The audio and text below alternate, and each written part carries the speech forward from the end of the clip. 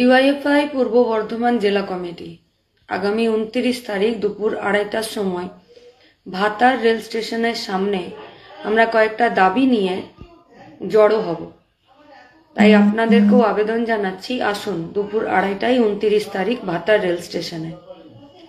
আমাদের দাবি কি? এই দেশের আজকের সরকার তারা বলেছিলেন যে মানুষের স্বার্থে তারা কাজ করবেন। আমরা দেখলাম যে ভারতীয় রেল, যে ভারতের গোটা অর্থনৈতিক ব্যবস্থার সবথেকে কম পয়সাতে কম ভাড়াতে যে যানবাহন ব্যবস্থা পরিচালনা করে এবং গোটা ভারতবর্ষের অর্থনীতির ব্যাকবোন, এটাকে লাইফ লাইন বলে, সেখানে তারা বুলেট ট্রেন চালাতে, বন্দে ভারতের মতন সুপার স্পেশালিটি ট্রেনগুলোকে চালাতে যতটা তারা ইন্টারেস্টেড, উৎসাহী, ঠিক ততটাই তারা বিন্দুমাত্র গরিব, মেহনতি মানুষ, খেটে খাওয়া মানুষ, বেকার, তাদের জন্য এই রেলকে তারা ব্যবহার করতে চান না। এই যে বর্ধমান কাটোয়া লাইন, কাটোয়া আহমেদপুর লাইন, এখানে পর্যাপ্ত পরিমাণে ট্রেন নেই, অথচ পার্শ্ববর্তী জেলা আমাদের পূর্ব বর্ধমান জেলা, এই জেলার গরিব সাধারণ মানুষ প্রতিনিয়ত এই ট্রেন লাইনের উপরে নির্ভর করে।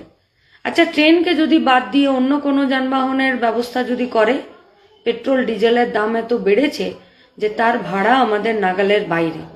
পকেটে আমরা যেটুকু রোজগার করছি সেটুকু দুবেলার পেট পুরে ভাত খাওয়ার জন্যেই, নিজেদের মাথার ছাদ তো বাদ দিয়ে দিন, নিজেদের প্রয়োজনীয় বিভিন্ন জিনিসপত্রের জন্য সেটা আমাদের সংকুলান হচ্ছে না, কুলোচ্ছে না। তাহলে তার সাথে আরো এক্সট্রা অনেক খরচ বাড়ছে, যে খরচগুলোকে সামনে নিয়ে প্রতিদিন চলাটা খুব মুশকিল। ডিওয়াইএফআই, ভারতের গণতান্ত্রিক যুব ফেডারেশন, সবার জন্য কাজ ও শিক্ষার দাবিতে তারা লড়াই করে। সেখানে রেলের মতন একটা বড় দপ্তর, যেখানে সব থেকে বেশি চাকরি হয়, সেই রেলটাকে আজকে বেসরকারিকরণ করে দিচ্ছে এবং সেখানে প্রতিদিন শূন্য পদ থাকছে। তার সাথে গোদের উপর বিস্ফোরণের মতন হয়ে দাঁড়িয়েছে আমাদের বর্ধমানের এই দুটো লাইন। আমাদের পরিষ্কার দাবি, ট্রেনের সংখ্যা বাড়াতে হবে। আমাদের পরিষ্কার দাবি, প্রতি ঘন্টায় আপ অ্যান্ড ডাউনে সেখানে ট্রেনের বেশি চলাচল করাতে হবে। তার জন্য যেখানে যা ব্যবস্থা রেলের কর্তৃপক্ষকে নিতে হবে।